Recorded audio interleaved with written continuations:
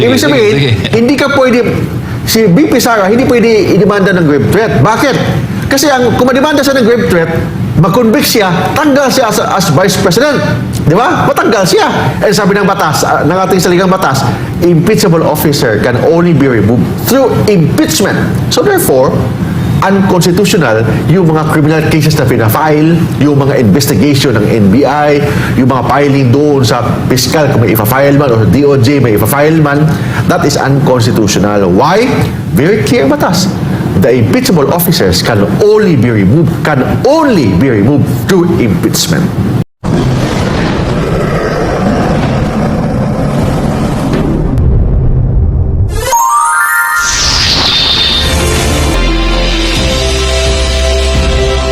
Hello mga kababayan, kumusta po tayong lahat?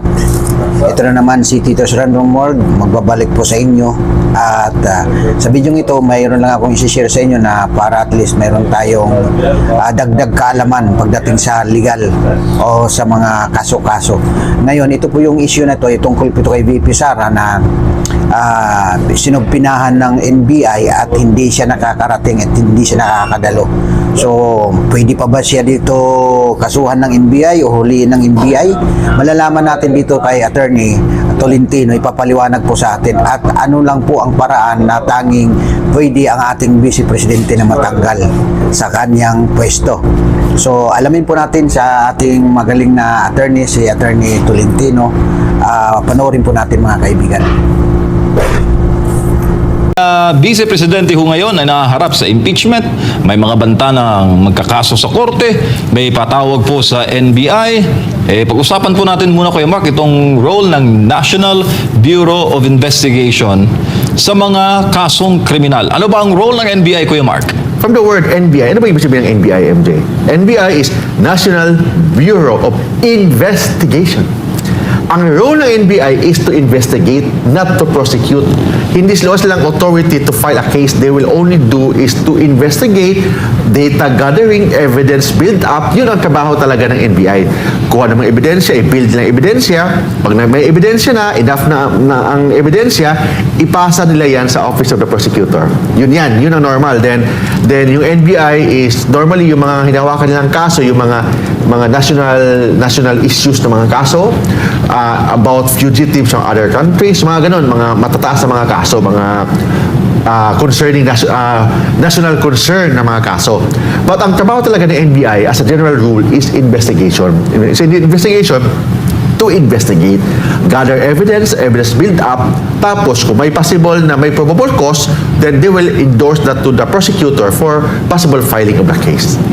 Lalo pat may mga reply din si VP Sara na yung patawag ng NBI ay predetermined na raw. Parang meron ng pasya, kailangan na lang niyang formal na magpunta doon through subpoena. Oo, yun ang tinatawag na opinion yan. So I cannot talk in her behalf. Pero ganito na lang, Kuya Mark. Ano ba ang authority ng NBI in furnishing subpoena orders? Ang sabi ng NBI law, the NBI has the authority to issue subpoena. But anong pagkakaiba ng subpoena na inisyu ng NBI sa subpoena na inisyu ng mga congressman? Di ba? Ang congressman, they have the authority to issue subpoena. Ang NBI also has the authority to issue subpoena. But anong pagkakaiba? Ang NBI, yes, they have the authority to issue subpoena, but they have no contempt power. Yun ang pagkakaiba. Ang Congress may contempt power. Ang ibig sabihin doon, kung hindi ka sisipot sa NBI, ang NBI walang authority na i-arestuhin ka. Kasi only the court can do that. And they have no contempt power. So, ibig sabihin, kung hindi ka sumipot doon o i-ignore mo ang NBI, walang tinatawag na legal effect yan. Kasi, in the very first place, walang contempt power ang NBI. Kasi walang contempt power ang NBI, the NBI will just decide based on the evidence presented to them in pursuance of their investigatory power. So, kasi wala namang contempt power ang NBI, so hindi sila pwedeng mag-arestuhin ang isang tao on the ground na hindi sumipot sa subpoena. So merely investigatory and informal in nature lang ang kanilang ganun yan. trabaho. Ganun yan. So, ibig sabihin, hindi sila pwede na, kung hindi ka mag-issue kung mag-issue ka sa sabi ng NBI, hindi ka sumipot. So, hindi pwede ibig sabihin na, arrestuhin mo yan kasi hindi sumipot. Congress pwede. Kasi the Congress, they have contempt power. But the NBI has no contempt power. So, ano bang epekto pag hindi ka sumipot sa NBI? Ang epekto nun, waiver of your right to present evidence. So, ibig sabihin, the NBI will conduct investigation based only on the evidence presented by the complainant. Ikaw na respondent kasi hindi ka sumipot, you're waiving your right to present evidence. Yun ang epekto. Ang NBI will has no authority to arrest you on the ground na hindi ka sumipot sa sampina. Pero sa hierarchy of powers, Kuya Mark, sa government, mas mataas ang VP, di ba? Kaysa sa mga ahensya ng pamahalaan, like NBI. Branch lang yan ng DOJ, di ba? Yes, tama. Yung the Vice President is part of the Executive Department and the second highest position yan sa ating government. In fact, whatever happens sa ating, kung may mangyari sa ating presidente, automatic the Vice President will become the President. And if the Vice President is appointed as a cabinet member, hindi na kailangan ng confirmation sa Senado or sa Congress, yung tinatawag na committee on appointment, commission on appointment, di ba? Pag i-appoint ka ng Secretary of the OJ, Secretary ng DNR, ano yan, kailangan pa ng confirmation sa CA or commission on appointment, except the Vice President. If the President appoints the Vice President for a cabinet position, hindi na kailangan ng confirmation ng CA or commission on appointment kasi the mere fact na nanalo siya bilang Vice President, may tiwala ng tao sa kanya with respect sa kanyang kakayahan. So there is no need for check and balance with respect to sa kakayahan ng Vice Presidente. Unlike sa mga ibang cabinet members na pag in-appoint ng Presidente, kailangan pang i-check sa commission of appointment kung may kakayahan ba yan. Pag Vice President, there's no need for that kasi sabi ko nga, the Vice President is the second highest and position sa ating government, and the mere fact that he was elected or she was elected as Vice President, may tiwala ang taong bayan sa kanyang kakayahan. At saka malinaw kayo, Mark, ha? Hindi quasi-judicial body ang NBI. Hindi. Investigatory, fact-finding body lang siya to data gathering, evidence build-up, yun ang trabaho ng NBI. What if sila, ang NBI, ang magpunta sa Office of the Vice President para kunin ang panig ng bise? Pwede ba yun? Pwede yun. Walang problema. So, pwedeng pumunta ang NBI doon, nag-request nila for a meeting with the Vice President. Wala namang problema yan. But of course, discretion niya sa Vice President kung papasukin sa kanyang opisina. Kasi of course, she is the head ng opisina. Of course, kung sinong pupunta doon, discretion niya yun kung papasukin niya or i-entertain niya yung mga bisita. Alright. Base sa batas, Kuya Mark, sino lang ba ang may authority na magsampa ng kaso sa korte? Ang may authority na magsampa ng kaso, sabi ko nga, the NBI has no prosecutory power. Ang may prosecutory power is only the Department of Justice through the state prosecutor, the general prosecutor, chief general prosecutor, or yung tinatawag na city prosecutor. Yun lang ang may prosecutory power. Of course, the Office of the Ombudsman through the special prosecutor, may prosecutory power. Ibig sabihin, yung opisina na lang na yan, ang may authority na mag-file ng kaso sa court.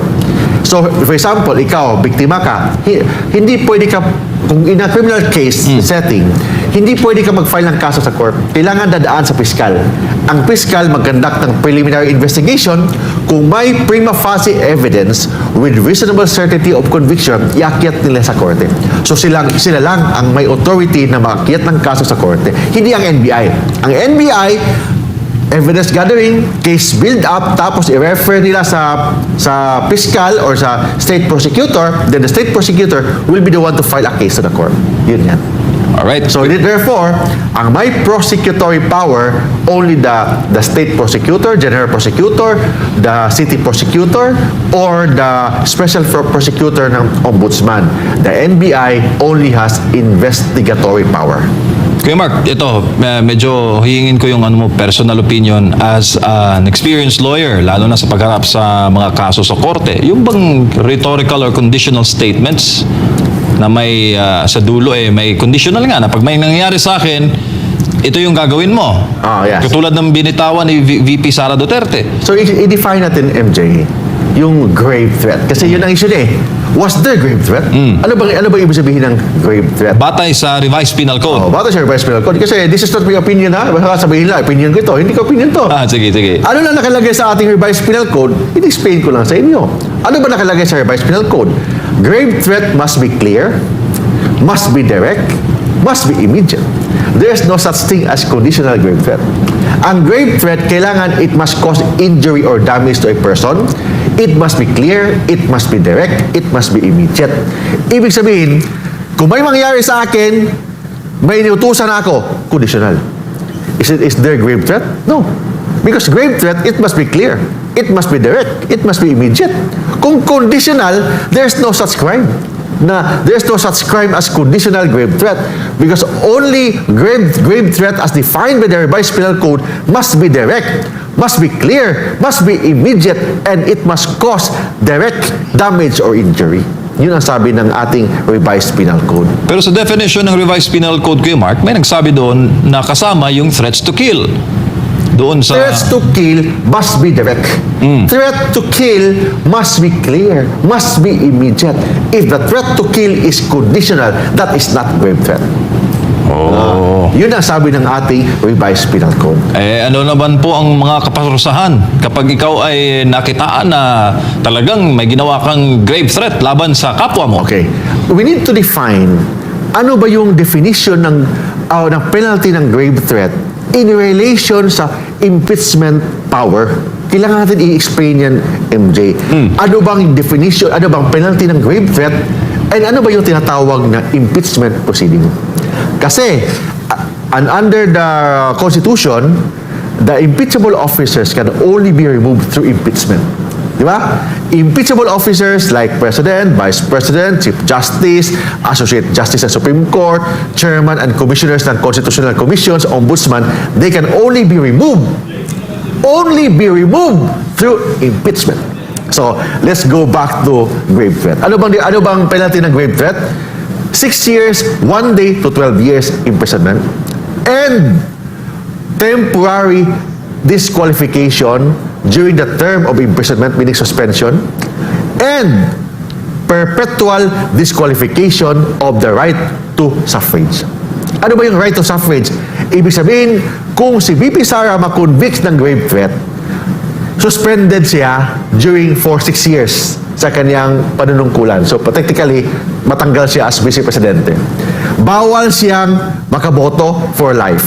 So, therefore, pag bawal siya makaboto for life, perpetual disqualification to vote, ang qualification to be the Vice President, you must have the right to vote. You must be a registered voter. And that qualification is continuing.